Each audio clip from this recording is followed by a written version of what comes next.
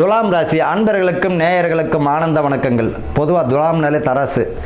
சனி பகவான் உச்சமடையக்கூடிய ராசி பார்த்திங்கன்னா துலாம் தான். நீதி நேர்மை உடையவர்கள், யாருக்காகவும் எந்த பொருளுக்கும் ஆசைப்படாதவர்கள், தன் உழைப்பை மட்டுமே நம்பக்கூடிய பரோபகாரி.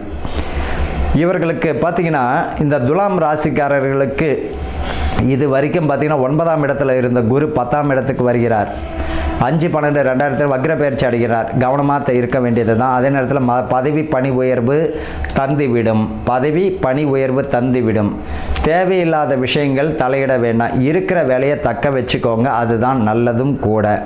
புதுசாக ஏதாவது வேலை வருது, புதுசாக வருதுன்னா 1க்கு 1000 முறை கவனமாக இருக்கணும்.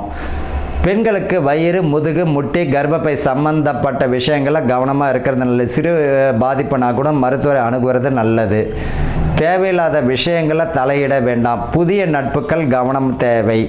அதே போல் ஆண்களாக இருந்தால் புதிய பெண் நட்புகள் என்ன தயவுசெய்து வேண்டாம். உங்கள் வேலையை நீங்கள் பாருங்கள். இந்த காலகட்டத்தில் குடும்பத்தில் சந்தேகம், தேவையில்லாத பிரச்சனைகள், தேவையில்லாத விஷயத்தில் காட்டியும் கொடுத்துருவார், மாட்டியும் விட்டு அசிங்கத்தையும் படுத்துவார். அதில் கவனமாக இருக்கணும். கூடுமான வரைக்கும் இந்த துலாம் ராசிக்காரர் உங்கள் குடும்பத்தை நீங்கள் பாருங்கள். உங்கள் குடும்ப பிள்ளைகளுடன் சந்தோஷமாக இருங்க. உங்களுடைய மனைவியிடம் சந்தோஷமாக இருங்க. உங்களுடைய பெற்றோர்களிடம் அனுகூலமாக இருங்க. உங்களுடைய கடமையை மட்டும் நீங்கள் செய்தால் போதும்.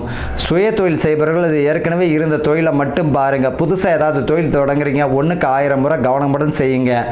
ஊடகத்தில் கருத்துக்களை வெளியிடுற போது வாய் நிதானம் தேவை. தேவையில்லாத விஷயங்களை பதிவிட வேண்டாம். அதே போல் பார்த்தீங்கன்னா கூடா நட்பு கேடு தரும். நண்பர்கள் விஷயத்தில் கவனமாக இருக்கணும். இந்த காலகட்டத்தில் கூட்டு தொழிலில் கொஞ்சம் கவனமாக தேவை. புதுசாக ஏதாவது தொழில் தொடங்குறீங்க அப்படின்னா கவனம் தேவை.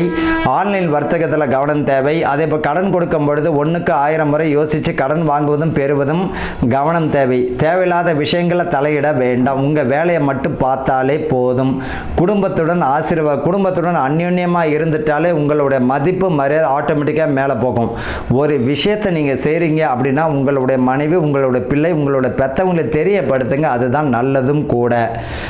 இந்த காலகட்டத்தில் உடல் ஆரோக்கியத்தில் 1க்கு 1000 முறை சொல்கிறேன், ஆரோக்கியத்தில் கவனம் தேவை. வண்டி வாகனங்களில் நிதானம் தேவை, கவனம் தேவை.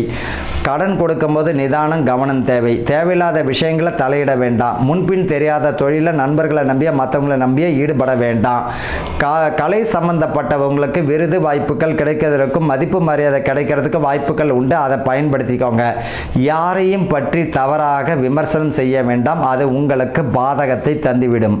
ஆக மொத்தத்தில் கவனமுடன் வெற்றி அடையக்கூடிய மாதமாகத்தான் இந்த கார்த்திகை மாதம் இருக்கும். வாழ்த்துக்கள். வாழ்க வளமுடன்.